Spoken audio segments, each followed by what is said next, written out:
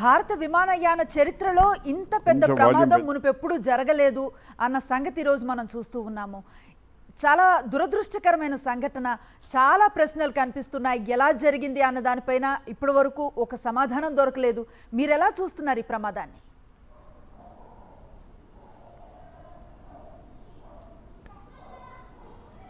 ఇది ఇప్పుడు టేకాఫ్ అయిన తర్వాత కొంచెం టైంనే అయింది కనుక అది రేపు ఇన్వెస్టిగేషన్లే తెలుస్తుంది.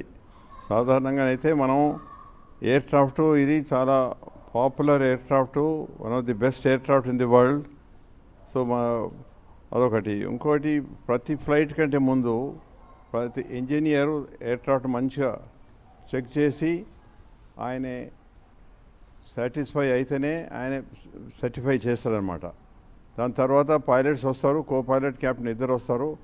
ఇద్దరు కూడా ఎయిర్ క్రాఫ్ట్ను థరోగా చెక్ చేసుకుంటారు, అన్ని సిస్టమ్స్ చెక్ చేసుకుంటారు, ఇంటర్నల్ చెక్ చేస్తారు, ఎక్స్టర్నల్ చెక్ చేస్తారు. తర్వాతనే when they satisfy everything then only they accept the aircraft. అందుకొరకు ఎయిర్ క్రాఫ్ట్లో ఏమన్నా లోపం ఉన్నది అనుకునే వీల్లేదు. పైలట్సే concern. Pilots all well trained pilots, very experienced pilots. And also ఇవాళ రేపు ఆ బ్రెత్ అనలైజర్ టెస్ట్ కూడా అవుతుంది బిఫోర్ ది ఫ్లైట్. సో అది కూడా చేసి వచ్చి ఉంటారు వీళ్ళు. అందుకొరకు ఆ పైలట్స్ మీద కూడా ఏం లోపం ఉన్నట్టు మనకు కనిపిస్తలేదు. సో ఇది ఏమైనా కానీ అది టేకాఫ్ అయిన తర్వాత 2 ఇంజన్లు ఫెయిల్ అవటం ఇదివరకు ఎన్నడూ కాలేదు, హిస్టరీలో కాదు కూడా. మేము వీళ్ళకు డీటెయిల్ ట్రైనింగ్ ఇస్తాము. ఆ ట్రైనింగ్ లోపల ఒక ఇంజన్ ఫెయిల్ అయితే ఏం చేయాలి, ఒక ఇంజన్ ఫైర్ వస్తే ఏం చేయాలి, హైడ్రాలిక్ ఫెయిల్ అయితే ఏం చేయాలి, ఎలక్ట్రిక్ ఫెయిల్ అయితే ఏం చేయాలి, ఇట్లా ప్రతిదీ మేము వాళ్ళకు డీటెయిల్ ట్రైనింగ్ ఇస్తాం అనమాట. ముందు ఇటువంటి ట్రైనింగ్ మేము ఎయిర్ క్రాఫ్ట్లోనే ఇస్తాము, కానీ ఎయిర్ క్రాఫ్ట్లో ఇస్తే రిస్క్ ఉంటుంది. అందుకొరకు ఇప్పుడు లేటెస్ట్గా మంచి ఫ్లైట్ సిమ్యులేటర్స్ వచ్చినాయి. ఫ్లైట్ సిమ్యులేటర్స్ మీద కంప్లీట్ థరో ట్రైనింగ్ ఇస్తాం అనమాట. ఆ ట్రైనింగ్ కో పైలట్స్కి ట్రైనింగ్ ఇస్తాము, క్యాప్టెన్స్ ట్రైనింగ్ ఇస్తాము. ప్రతి 6 మంత్స్కి ఒకసారి వాళ్ళకు రిఫ్రెషర్ కోర్స్ ఉంటుంది, ప్రతి 6 మంత్స్కి ఒకసారి మెడికల్ ఉంటుంది.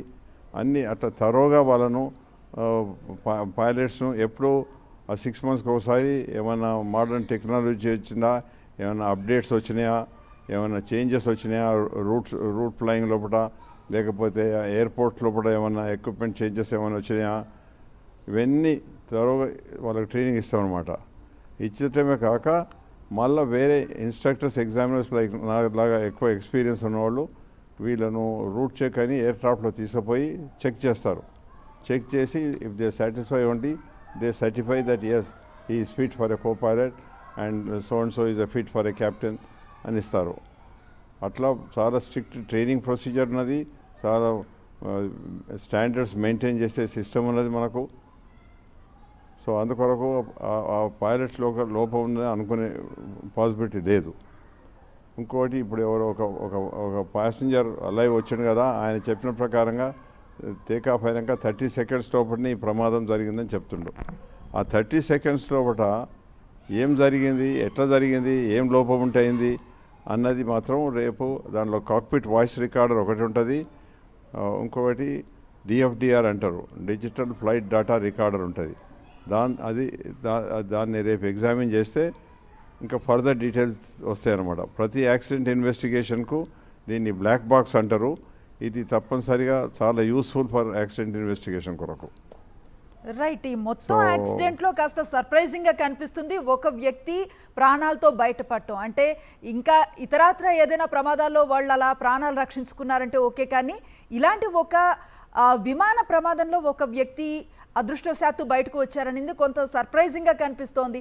అసలు పాసిబిలిటీ ఉంటుందా ఇట్లా జరగటానికి? అది పాసిబిలిటీ ఉంటుంది. ఎందుకంటే కొన్ని యాక్సిడెంట్స్ లోపల ఇదివరకు ఎట్లే 2, 3, 4 కూడా 5 బతికిన వాళ్ళు ఉన్నారు.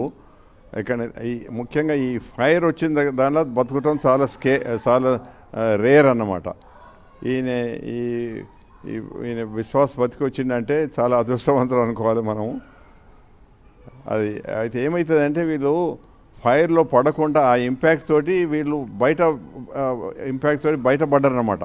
ఆ బయటపడ్డ మనిషే బతకగలుగుతాడు, లేకపోతే ఫైర్లో పోతే మాత్రం ఇంపాసిబుల్ టు సర్వైవ్. అంటే ఎవరు once సర్వైవల్ ఒకసారి ఉండరు. లోపలికి ఈ వెళ్ళిపోయిన ఇంపాక్ట్ తోటి తర్వాత ఎప్పుడైతే వాళ్ళు దూరం రైట్ సార్, అంటే ఒక్కసారి లోపలికి వెళ్ళిపోయిన తర్వాత సీట్ బెల్ట్ వేసుకుంటారు, మొత్తం టేకప్ అయ్యే ముందే వీళ్ళంతా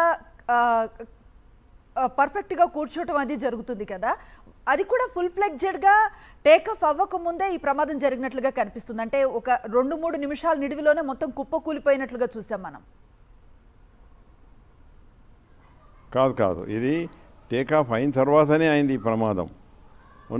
సీట్ల మీద కూర్చుంటారు, వాళ్ళు సీట్ బెల్ట్ పెట్టుకుంటారు, ఎయిర్ హోస్టెస్ వచ్చి చెక్ చేస్తారు, వీళ్ళు సీట్ బెల్ట్ సరిగా పెట్టుకున్నారా, అందరు పెట్టుకున్నారా లేదా అని చెక్ చేస్తారు. చెక్ చేసి పోయి క్యాప్టెన్కి రిపోర్ట్ చేస్తారు, అందరు ప్యాసింజర్ సీట్ బెల్ట్ పెట్టుకొని కూర్చున్నారు అన్న తర్వాతనే క్యాప్టెన్ దాన్ని ఇంజిన్ స్టార్ట్ చేస్తారనమాట. రైట్, ఈ కండిషన్లో వీళ్ళు తప్పించుకోవడానికి అవకాశం ఉంటుంది. అంటే ఇది పెద్ద బ్లాస్ట్ అయిపోయింది కొన్ని క్షణాల్లో, అంటే ఇది జరుగుతుంది అన్న విషయాన్ని రియలైజ్ అయ్యేలోపే పెద్ద ప్రమాదం అయిపోయింది కదా. అవును, అక్కడ అంత టైం లేకుండే, ఎవరికి కూడా ఆయన చెప్పిన ప్రకారంగా 30-40 సెకండ్స్లో అయిపోతే ఎవరికి ఏం టైం ఉండదు. అది వాళ్ళు ఇప్పుడు ఏటీసీకి ఇన్ఫామ్ చేసిండ్రట, మేడే అని, అది ఒక సిగ్నల్ ఉంటుంది, ఏదైనా పెద్ద ప్రమాదం ఉన్నప్పుడు ఇచ్చే సిగ్నల్ ఉంటుంది, అది కూడా వాళ్ళు ఏటీసీకి ఇచ్చిందంటే ఆ ఫ్యూ సెకండ్స్ లోపలనే వాళ్ళు ఇచ్చిందంటే వాళ్ళు చాలా అలర్ట్గా యాక్టివ్గా, పైలట్స్ అలర్ట్గా యాక్టివ్గా ఉన్నట్టు తెలుస్తుంది దాంతో.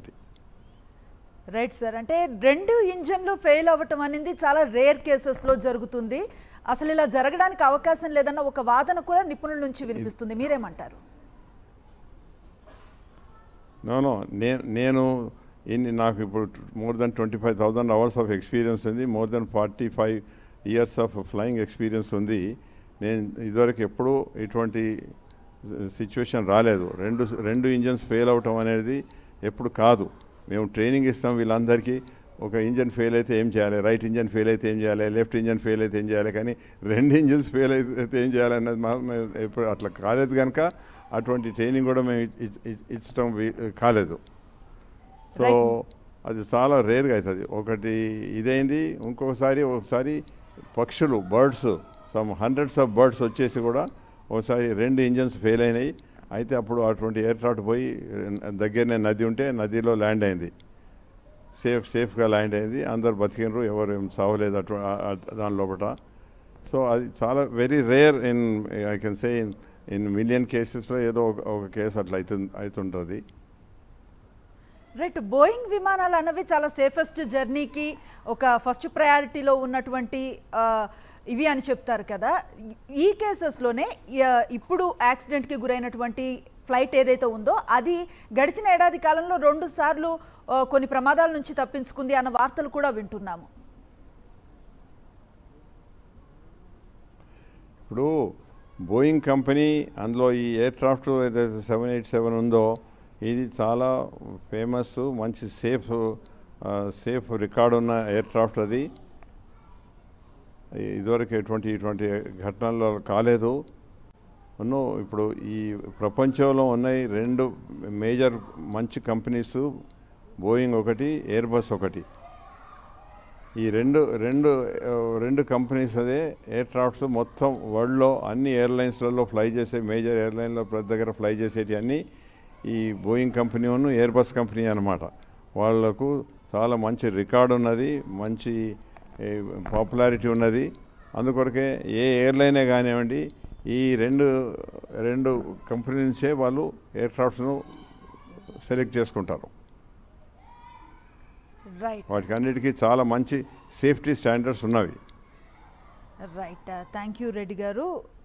మొత్తానికి సేఫెస్ట్ కండిషన్స్లో ఉన్నటువంటి విమానమే, కానీ ప్రమాదానికి కారణం ఏంటి అనేది ప్రస్తుతానికి తెలియని పరిస్థితి. కొన్ని గంటలు గడిస్తే కానీ సాంకేతికంగా జరిగిందా లేకపోతే ప్రమాదానికి అసలైన కారణం ఏంటి అన్న విషయంలో ఒక స్పష్టత వచ్చే అవకాశం కనిపించిన పరిస్థితి.